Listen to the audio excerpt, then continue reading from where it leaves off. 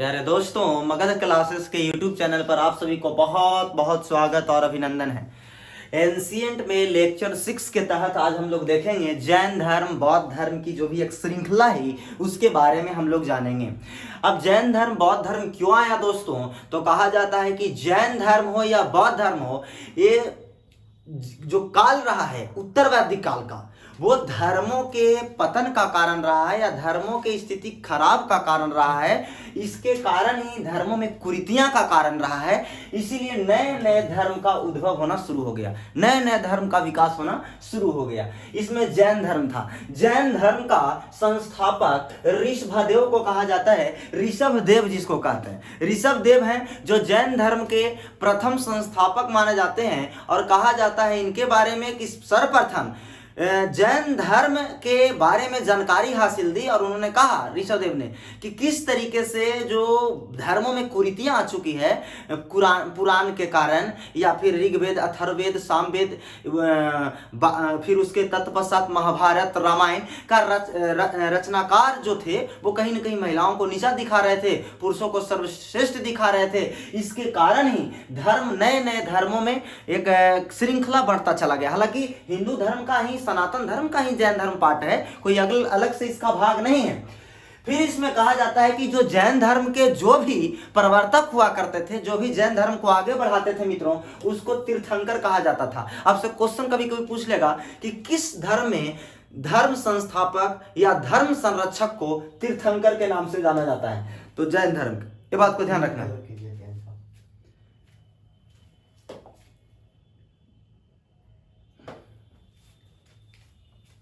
तीर्थंकर का अर्थ ही होता है दुख से परे संसार रूप सागर को पार करने वाला।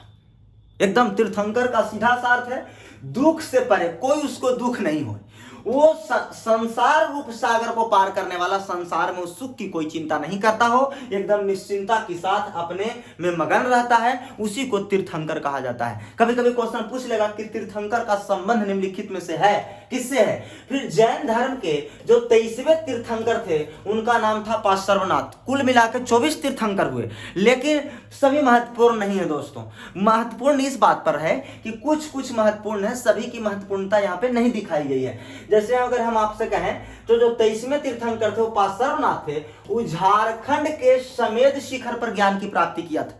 जैसे झारखंड में पर्वत है, वहां पर समेध शिखर है, वहीं पे बैठ करके ज्ञान की प्राप्ति की थी और इस शिखर का नाम क्या पड़ा था? नाम पारसनाथ है। क्योंकि यहां पर सबसे पहले मैं बताऊं तो पार्श्वनाथ तपस्या किए थे, इसीलिए इस शिखर के चोटी का नाम पारसनाथ पड़ गया है। कभी कभी प्रश्न पूछता है, खास करके अच्छे कॉम्पिटिटिव एग्जामिनेशन में, कि पारसनाथ नाम इनको क्यों पड़ा, तो क्योंकि यहाँ पे 23वें तीर्थंकर पार्श्वनाथ ने क्या किया था कि समेध शिखर पर बैठ करके ज्ञान की प्राप्ति की थी, अर्जन की थी। क्योंकि सम्यक ध्यान, सम्यक ज्ञान यानी कि ध्यान अगर दिया जाए तो कहीं ना कहीं व्यक्ति के अंदर एक अलग तरीके की विचारधारा डेवलप होती है, जो कि ईश्वर से डायरेक्ट उसका कनेक्शन होता है, ऐसा मानना था इन धर्मों को। फिर ज्ञान प्राप्ति के लिए इन्होंने चतुर्थ मार्ग की चर्चा किया है। कहा है कि मैं चतुर्थ कहा जाता है कि मैं मार्ग बता रहा हूं, उस मार्ग पर चलिएगा तो समझ लीजिए कि आपको ज्ञान की प्राप्ति हो जाएगी। जैन धर्म में क्या क्या था? तो झूठ नहीं बोलना चाहिए। बताइए, झूठ नहीं बोलना चाहिए। झूठ कितना बोले हैं सो गिन लीजिए। दूसरी बात, धन संग्रह नहीं करना चाहिए। धन संग्रह नहीं करना चाहिए, धन कभी भी संग्रह ना करें। तीसरा, चोरी नहीं करना चाहिए। चोरी नहीं करना चाहिए, किसी से भी चोरा छुपी वाला काम नहीं करना चाहिए। जो करना है स्पष्ट कीजिए। चोरी किस बात की? चोरी मतलब सिर्फ पैसे की चोरी नहीं होती है, चोरी कई प्रकार के होते हैं, तो ये बात को ध्यान रखना है। फिर हिंसा नहीं करना चाहिए।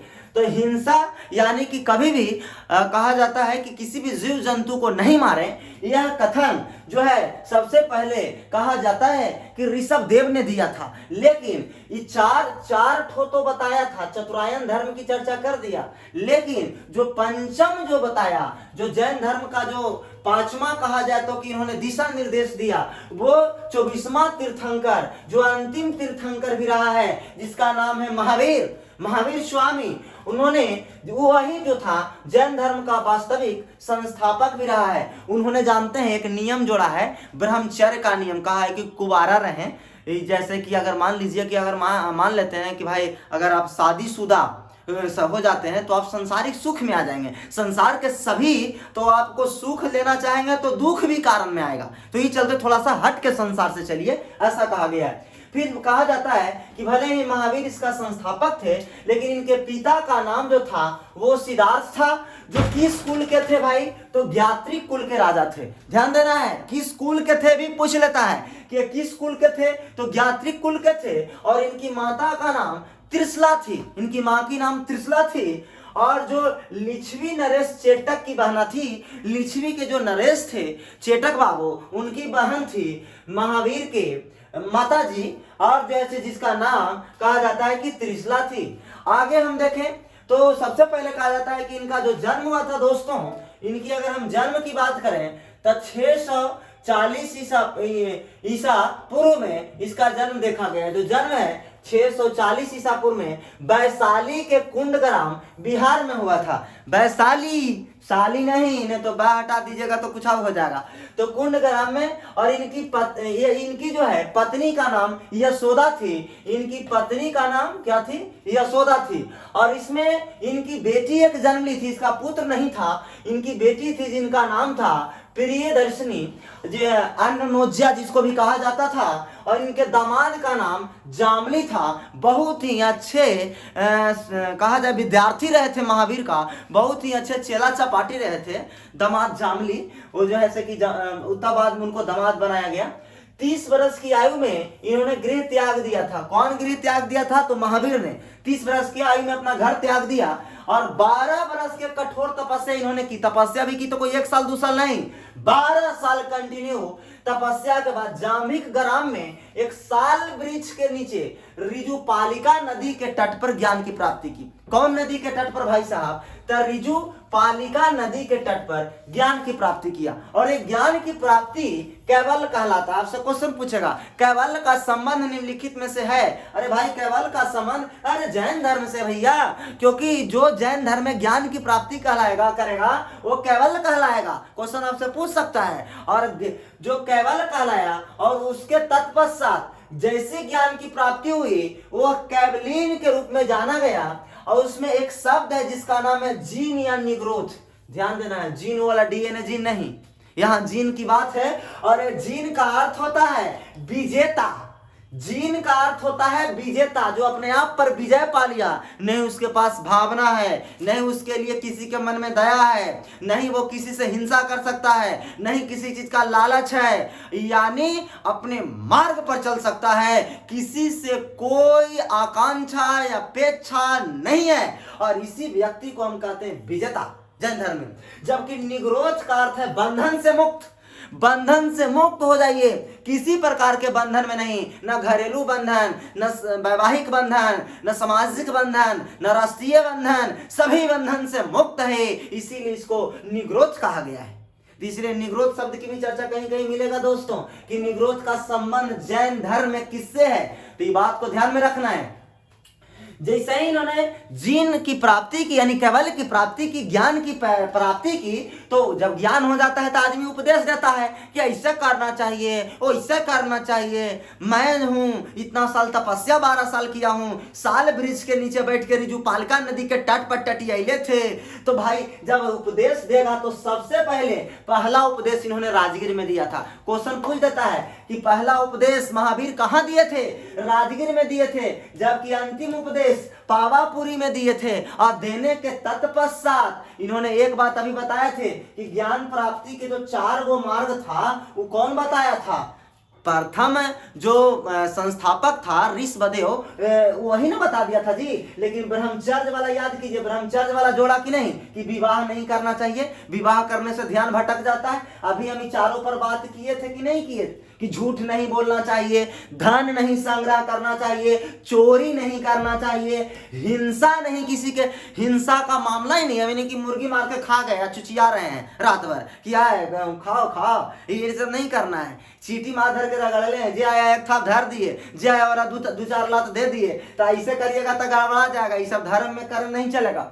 तो ये ब्रह्मचर्य लास्ट में ही जोड़ा, कहा कि शादी विवाह करना, जबकि खुदे किए हैं बेचारा, था ना एक्सपीरियंस हुआ, ऐसे एक्सपीरियंस तो होता नहीं है, करके पहले देख लीजिए, ब्रह्मचर्य का नियम पालन हो जाएगा। आगे देखिएगा, महावीर स्वामी ने त्रिरत्न भी दिया।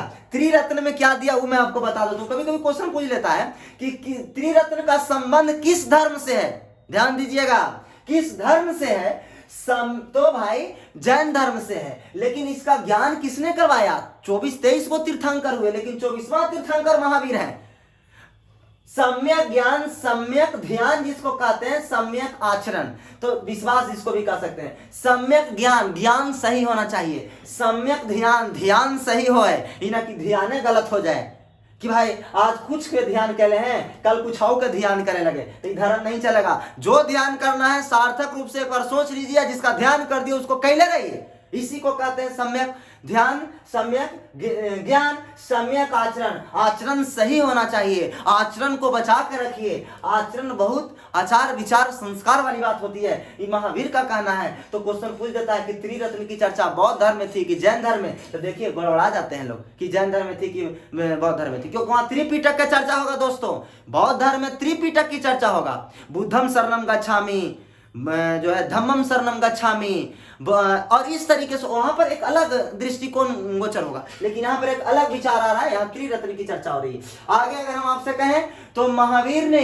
ईश्वर के अस्तित्व को नहीं माना, महावीर ने कहा कि भगवान भगवान नहीं होते हैं, होते हैं कुछ नहीं, हाँ लेकिन एक बात बड़ी बिजोड़ कहा, कहा भले दिया कि ईश्वर नहीं होते, कोई भगवान भगवान नहीं होते, ये सब गलत है, सब ढोंग है, लेकिन मूर्ति पूजा कर्म कांड का भी विरोध किया, कहा कि कोई मूर्ति पूजा नहीं होगा, कोई भगवान का कोई आकार नहीं होता है। लेकिन एक बतिया तो माना है ना, इन्होंने पुनर्जन्म को माना, कहा कि जैसे शादी विवाह करते हैं तो हिंदू धर्म में के बंधन बांधते हैं, 7 बंधन कि टूट न जाए, खुल न जाए, एक बंधन, एक बार बंधन तो रह के गारंटी नहीं है पहला एक जन्म में, 7 को बांध देते हैं कि अगला जन्म में कुरकुराइत रहे लेके। ये जो सोचिए ना, थोड़ा सा सोचने वाली बात है कि 7 जन्म तक हम लोग इसको बांध देते हैं, सर्कुलेट करते हैं, मार फेरा मार फेरा मार फेरा, एकदम जैसे बैल दमाही करता है वैसे दमाही, लड़की कहले कि हमरा ना मारे के मैंने फेरा, बाबूजी उठा के एक फेरा, मौसा एक फेरा, लास्ट में भैया एक फेरा, तो तू ही जा अब फेरा मार, बरियारी फेरा मरवेले बेचारा के किल्ला मारिए दीजिए। अब सोचिए, अब यही चीज होता कुछ है, कहा कि पुनर्जन्म, पिछले जन्म की कुछ रिश्ताएं होती है, पिछले जन्म की कुछ पाप पुण्य होता है, इस जन्म में भुगतना पड़ता है, जो हम करते हैं उसको पाते हैं। यानी पुनर्जन्म को माना, पुनर्जन्म का सबसे बड़ा कारण बताया आत्मा, आत्मा का किसी पर कंट्रोल नहीं होता है, आत्मा का मिलन जो है वो ईश्वरीय स्वरूप है, इस आत्मा ही ईश्वर है। अगर हंस दिया तो सब कुछ हंसी, रो दिया तो सब कुछ रो दिया, यानी आत्मा को सताने के लिए इन्होंने कहा कि आत्मा को सताने के लिए इन्होंने कहा कि मोक्ष की प्राप्ति के बाद पुनर्जन्म की मुक्ति, यानी कुछ नहीं, आत्मा को सताइए। जैसे इन्होंने साफ साफ कहा कि अगर मान लीजिए कि नंगे रहिए, एकदम कुछ निर्वस्त्र हो जाइए, एकदम आत्मा को जितना बाल उल शरीर में होता है कवार कुवार के फेंक दीजिए, एकदम बाल उल शरीर में मत रखिए, एकदम आत्मा को जितना सताना है, तब जाकर के मोच की खुदे के आत्मा के, ना कि चीटी जा रहा है चढ़ गई ओकरा पर ठाई सुन तो हो जाएगा, हुआ एगो के मौत हुआ तो वहां जाकर लिखा जाएगा, यमराज आवेगा तो चाबुक भोक भोक के ले जाएगा, मारेगा भोकरामाइसिन वैक्सीनवा कोवैक्सीनवा निकाल के तो समझ में आएगा। अब इसमें जो है सबसे बड़ी बात कि पुनर्जन्म से मुक्ति मिलेगी, आगे जन्म नहीं होगा आपको, एकदम ईश्वर में ध्यान करिए, परमात्मा में ध्यान कीजिए। आगे बात कहा, महावीर स्वामी ने अहिंसा पर सर्वाधिक बल दिया, कहा कि एकदम किसी भी हाल में चींटी भी नहीं मरना चाहिए हमारे धर्म को फॉलो करने वाले लोगों को, बात को समझिए। और जिस कारण कृषि युद्ध पर प्रतिबंध लगा दिया, कहा कि कोई खेती उती नहीं करेगा, खेती करेगा ओकरा में केचुआ मर जाएगा, खेती करेगा ओकरा में टीडा मर जाएगा, खेती करेगा उसमें ग्रोस हॉपर मर जाएगा, खेती करेगा तो उसमें छोटे छोटे जीवाणु विषाणु बैक्टीरिया मर जाएंगे।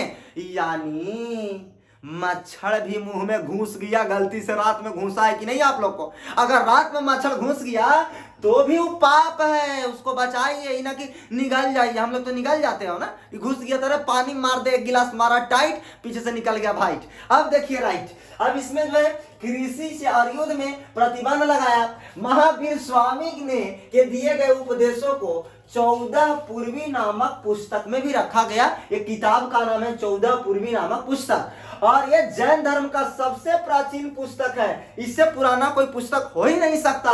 इस सब के बारे में जानकारी हासिल की गई है।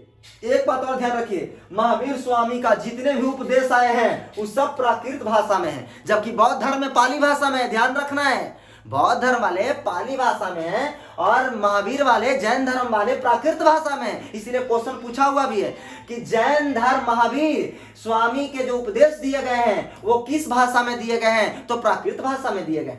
हालांकि आगे चल करके 468 ईसा पूर्व में पावापुरी में ही इनकी मृत्यु हो जाती है। बेचारा चल बसते हैं, तो चल तो गए, तो चल गए तब धर्म रहेगा। देखिए अब धर्म का क्या हाल होता है। कुछ लोग मिल करके धर्म को बर्बाद करने पर पड़ जाते हैं। कर नहीं लगता है शर्म, आप बिगाड़ देते हैं अपना धर्म। देखिए जरा, ये भद्रबाहु स्थूलबाहु दो इनकर प्रिय अनुयायी था। दो को कहा जाए तो इनका चेला चपाटी था, भद्रबाहु और स्थूलबाहु। वो जो था क्या हुआ कि पहले तो पाटलिपुत्रा के साम्राज्य में, इधर वैशाली उशाली में, पावापुरी वगैरह में, पूरा उत्तरी भारत में जो है कि जैन धर्म फैलल था।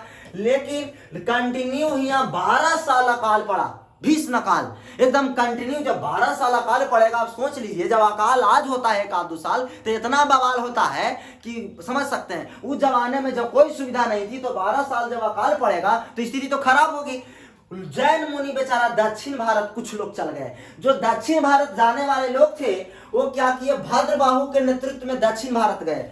जितने भी अनुयायी उनके थे वो दक्षिण भारत चले गए, और उसमें मुख्य रूप से कर्नाटक गए थे। और कर्नाटक में, यहाँ पर कर्नाटक पड़ता है दोस्तों, ये कर्नाटक में गए, और कर्नाटक में जाने के बाद वहीं पर चंद्रगुप्त मौर्य भी आया था। काहे ला भाई, कर्नाटक के श्रवण बेलागोला में जाकर करके संलेखना विधि से अपन प्राण त्याग दिया है चंद्रगुप्त मौर्य। बिना खैले पीले 24 दिन तक बिना खैले पीले बैठ गया। आज जैन धर्म के नियम है कि शरीर बुजुर्ग हो जाए तो उसको दाह संस्कार नहीं की जाती। आप बैठ जाइए और बैठ कर कर कर कर जो है एकदम भूख प्यास सबको भूल जाइए और ध्यान कीजिए ईश्वर का। आपकी मोक्ष की प्राप्ति होगी, यानी आपकी जिन की प्राप्ति होगी, यानी आपकी कैवल्य की प्राप्ति होगी, यानी आप चले जाएंगे, आपका काम खत्म हो गया। चंद्रगुप्त मौर्य जो कि कहा जाता है बिंदुसार के बाप थे, बिंदुसार के सत्ता सौंप के यहू साथे भद्रबाहु के साथे चल गया कि चलिए ना जी, हम कर्नाटक के श्रवण बेलागोला में जाके संलेखना विधि से प्राण त्याग दिया, और ये बेचारा मर गया। मरने के बाद आगे देखा जाए कि जैसी वो मरा, तत्पश्चात स्थूलबाहु भीषण अकाल जैसी समाप्त हुआ, अकाल खत्म हुआ, वो वापस उत्तरी भारत लौटा। देखिए अब जैसे वो दक्षिण भारत में भले वो गेल था भाई जी, लेकिन कहा जाता है कि जैसे वो गया होगा तो कोई ना कोई तो उसका प्रोपेगेंडा होगा ना, कि ऐसी खाली वो चल गया होगा। जैसे देखिए अगर मान लिया जाए कि अगर वो गया होगा तो दक्षिण भारत में वो गया, आज जाने के बाद कहा जाता है कि वो आया होगा, तो आया तो स्थिति कुछ हुआ जो मैं बता दूं। स्थूलबाहु उत्तर भारत में तो एगो चेलवा था जेकरा नाम था स्थूलबाहु, और दक्षिण भारत में जो चल गया था उसका नाम था भद्रबाहु। देखिए भद्रबाहु साहब को हाँ, लेकिन सबसे भद्रबाहु। और क्या हुआ कि जब जैन मुनि के नियम है कि निर्वस्त्र रहना, बिना वस्त्र के कोई वस्त्र आपको नहीं पहनना है। हुआ एक्चुअली में क्या कि उत्तर भारत वाला तबका की जो लोग थे ना, वो मामला गड़बड़ा दिए। ये क्या किए कि श्वेत कपड़ा पहन लिए, यानी श्वेत धोती पहन लिए। उत्तर भारत पटना वाला, ये पावापुरी सब एरिया वाला, उत्तर भारत वाला जब पहन लिए तो ये तो स्थूलबाहु के नेतृत्व में चल रहे थे। भद्रबाहु जैसे आया था भड़क गया कि हम ही नंगे ही या तो नहीं झांक ले लें, ये तो बहुत गड़बड़ है। और इसी को लेकर कर करके दोनों के बीच जैन धर्म लड़ाई हो गया, दो भाग में जैन धर्म विभाजित हो गया। जो धोती उजला पहन ले था जो उत्तर भारत में था, तो उजला जो धोती पहन ले था ओकरा श्वेतांबर कहा, और जो नग्न रहना पसंद करता था उसको दिगंबर कहा, जो निर्वस्त्र होते थे। तो श्वेतांबर जो सूती वस्त्र यानी कि उजला धोती पहन ले, और जो दक्षिण भारत में जो गया वो बेचारा नंगे रहा आज तक, और अपने आप को दिगंबर कहा। दो भाग में बट गया। बताइए आप ही, जब धर्म बटेगा तब कमजोर होगा कि मजबूत? तब कमजोर होगा, स्थितियां बर्बाद होगी। हुआ क्या कि जैन धर्म के प्रचार के लिए, जैसे जैन धर्म टूट गया तो जैन धर्म के प्रचार के लिए 2 जैन संगीतियां कराई गई समय समय पर, क्योंकि बैठक बुलाया गया उसके विस्तार के लिए। जैसे पार्टी की बैठक होती है, अभी हाल फिलहाल में कई राज्यों 5 राज्यों में चुनाव है, तो उनके राष्ट्रीय अध्यक्ष जी, कार्यकारिणी समिति के, संसदीय बोर्ड के जो बैठक होती है, या फिर वहां प्रदेश का जो कमिटी होता है, वो कमिटी अपनी एक रिपोर्ट देती है सरकार को कि फलाने फलाने को इतना कास्ट के हिसाब से, इतना जो है से कि पॉपुलेशन के हिसाब से, या फिर इनके इंटेलेक्चुअलिटी के आधार पर इनको चुना जाए, इनको टिकट दिया जाए। उसी तरीका से बौद्ध संगीति को जो है से कि इसीलिए आयोजित किया गया ताकि धर्मों का विकास किया जाए। धर्म अच्छा बात है, जैन धर्म होना चाहिए। पहला जो जैन संगीति हुआ वो पाटलिपुत्रा में 300 ईस्वी पूर्व में हुआ, और जिसकी अध्यक्षता स्थूल बाहु ने किया, भद्रबाहु नहीं, क्योंकि वो उत्तरी भारत में हो रहा है भाई जी, तो श्वेतांबर ना करेगा जी। श्वेतांबर जब करेगा तो स्थूल बाहु ना करेगा, स्थूल बाहु करेगा। जबकि भद्रबाहु ने 12 अंग नामक पुस्तक की रचना किया। कहा कि नहीं, हमने नंगे रह गए, 12 अंग नामक पुस्तक लिखा, और हमें कहा कि भाई जी हम लोग एकदम पूरा शरीर ऐसी रहेगा, हमने कपड़ा उपड़ा पहने वाला नहीं, तू पहने लाओ, तू पहन बाबू। दूसरी जो बौद्ध संगीति किया वो 6ठी शताब्दी में करवाया, गुजरात के बल्लवी में करवाया, और इसकी अध्यक्षता देवाधीश्रम ने किया, और इसमें 12 उपांग की रचना की गई। मतलब द्वितीय बौद्ध संगीति कहाँ हुई? गुजरात के बल्लवी में हुई। अब प्रथम जैन संगीति कहाँ हुई? तो जो है पाटलिपुत्रा में हुई। दोनों को ध्यान में स्पष्टता के साथ रखना। ये बार बार पूछता है कि प्रथम कहाँ हुआ और द्वितीय कहाँ हुआ, किस लिए हुआ, तो बस इतना ही जानिए कि बौद्ध धर्म के प्रचार प्रसार के लिए किया गया, और इतना ही इसकी बात है। आगे की ओर बढ़ते हैं दोस्तों। आगे देखिएगा इसमें, तो एक बात ध्यान से समझिएगा कि जैन, यहाँ पर जो जैन जो सिस्टम था, यानी कि जैन जो धर्म था, उसमें कुछ मंदिर भी बनाए जाने लगे।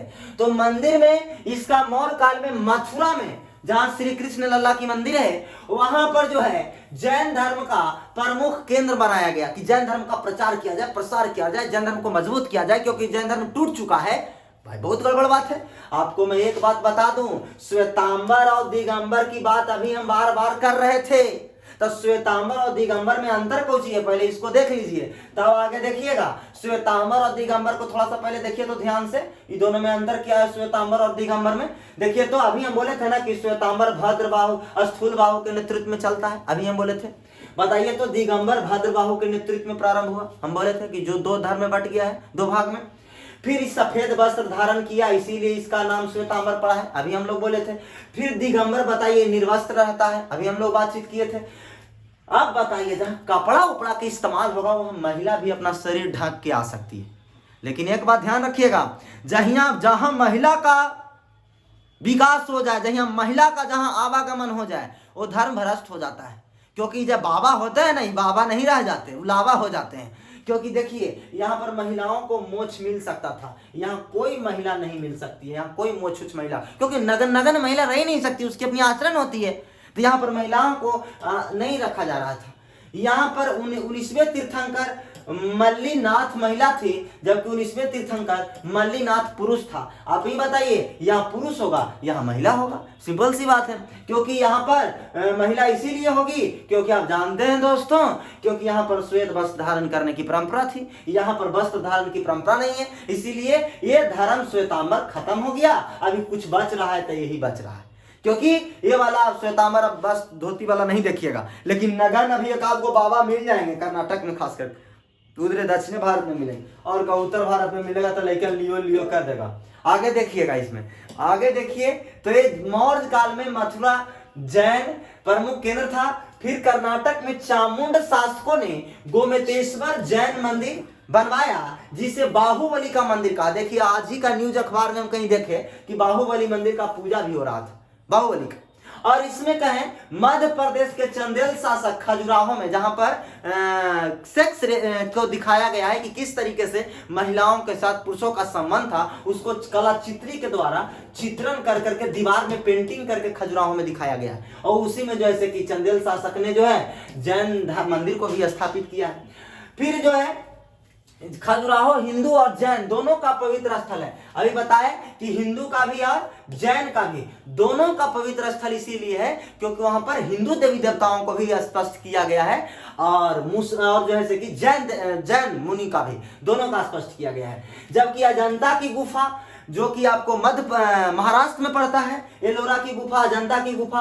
और जैन और हिंदू, यानी कहने का मतलब है कुछ नहीं, अजंता की गुफा इसीलिए प्रसिद्ध है क्योंकि जैन धर्म, हिंदू धर्म और बौद्ध धर्म, ये तीनों धर्म के लिए क्वेश्चन कभी कभी पूछ देता है दोस्तों कि अजंता की गुफा किस किस धर्म के लिए जाना जाता है। अरे भाई, बौद्ध भी, जैन भी या हिंदू भी, तीनों धर्म के लिए पवित्र स्थल है। जैसे इजराइल में पिछले साल यरूशलेम पर बात चल रही थी, तब फिलीपींस कह रहा था कि यरूशलेम मेरा देश है, इजराइल कह रहा था कि मेरा देश है, फिर एक और वहां पर देश है, उसका मैं नाम मिस कर रहा हूं, वो भी कह रहा था कि मेरा है क्षेत्र। क्यों? क्योंकि वहां पर सभी का पवित्रता बरकरार थी, वो अपना अपना दलील दे रहे थे, अपना अपना तर्क दे रहे थे, अपनी अपनी नैतिकता को स्पष्ट कर रहे थे। फिर राजस्थान में माउंट आबू पहाड़ी, जो माउंट आबू जो पहाड़ी है, उस पर जो है कि दिलवाड़ा का जैन मंदिर बनवाया गया है। साथ ही बिमल शाह के सामंत वास्तुकला तथा तेजपाल ने बनवाया है। बनवाया कौन है ये भी स्पष्ट हो गया। माउंट आबू पहाड़ी कहाँ है भाई साहब? तो जो कहा जाता है कि अरावली जो पर्वत है उसी में चोटी है माउंट आबू, सबसे ऊंची चोटी है। कहा जाता है, क्वेश्चन में पूछता है ज्योग्राफिकल दृष्टिकोण से कि माउंट आबू चोटी किसका सबसे उच्चतम चोटी है, तो जो है अरावली पर्वत श्रृंखला का सबसे ऊंची चोटी है। और वही अरावली रेंज पर राष्ट्रपति भवन है, रायसीना डायलॉग होता है, प्रधानमंत्री आवास है, फिर जो है से कि सोनिया गांधी आवास है, ये सब सभी आवास उसी पर अवस्थित है। और इसमें कहा जाता है कि फिर आगे की ओर अगर हम इसमें बात करें तो इसमें बातें जो है महत्वपूर्णता में अगर देखें तो श्वेतांबर और दिगंबर देख लिए, इसमें कुछ चिन्ह देख लेते हैं और चिन्ह देखने के बाद इसमें प्रमुख बातें कर लेते हैं कि इसका क्या क्या जो है चिन्ह। जैसे देखिए चिन्ह इसका क्या था, तो ऋषभ देव जी का चिन्ह था वृषभ। वृषभ का मतलब होता है साढ़, यानी कि आपसे क्वेश्चन पूछेगा कि ऋषभ देव का जो है क्या चीज चिन्ह के रूप में क्या जाना जाता है, तो वृषभ जाना जाता है, जिसको साढ़ कहते हैं। दूसरा सर्वनाथ का चिन्ह क्या है, सर्प का फन। और तीसरा महावीर स्वामी का चिन्ह क्या है, शेर है। अगर हम आपको बता दें चिन्ह कुछ नहीं होता, जैसे रुपया, तो रुपया का ही चिन्ह है ना जी। जैसे कोई चीज का लोगो है कि वृषभ दिखाएगा जैन धर्म में, तो वो इंगित करेगा तो किस धर्म को दर्शाएगा, तो अरे भाई जो किस व्यक्ति को दर्शाएगा, किस तीर्थंकर को, तो ऋषभ देव को दर्शाएगा। शेर किसको दर्शाएगा, महावीर स्वामी को दर्शाएगा। तो इसके साथ ही मैं इस लेक्चर को यहीं समाप्त करता हूं। तत्पश्चात बौद्ध धर्म हम अगले टॉपिक में देखेंगे। नमस्कार दोस्तों।